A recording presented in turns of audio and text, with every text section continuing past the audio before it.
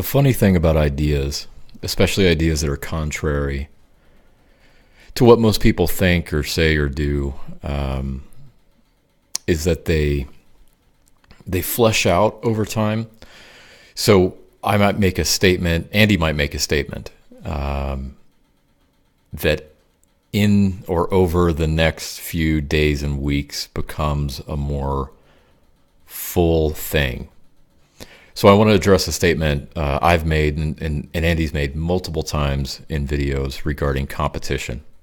So the statement that I've said recently, I think in a podcast, is that competition is a construct that you create in your mind, and that it doesn't really exist. But I want to clarify that to an extent.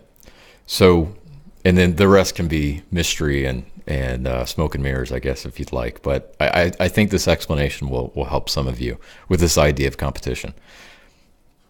In restoration, it's such a vicious environment that between good restorers, I don't believe there should be competition, and I don't believe there is truly competition.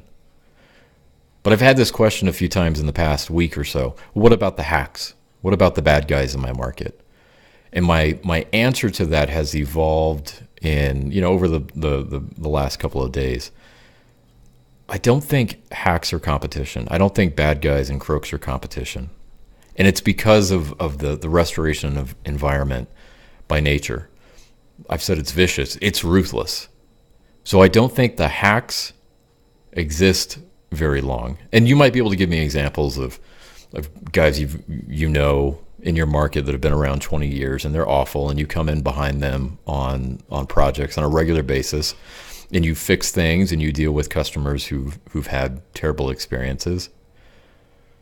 And maybe that has been the case up until now, but I believe the industry is in a point of such accelerated growth that it won't be an issue much longer.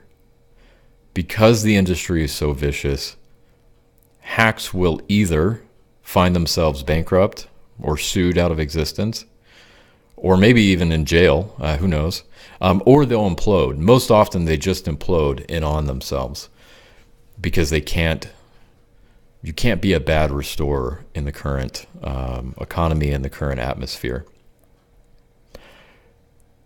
So understand who is and who isn't a hack in your market, and let those guys be. They won't be around much longer. I'm absolutely confident in that.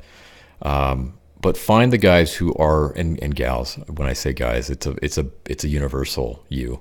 Find the people who are great in your market, and absolutely go out of your way to network and work with them.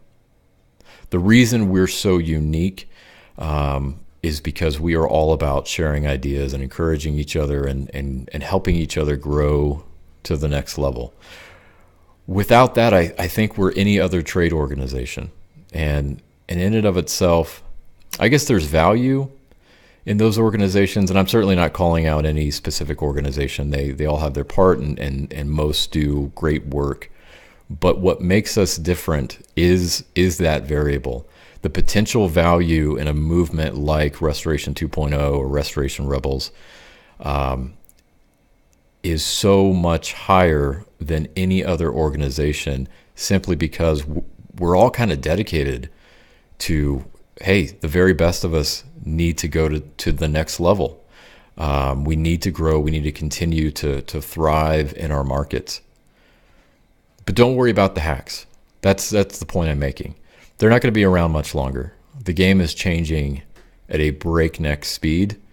You don't need to worry about those guys. Know who they are. Definitely, know your enemy. But this sort of adds to that idea of competition as a construct.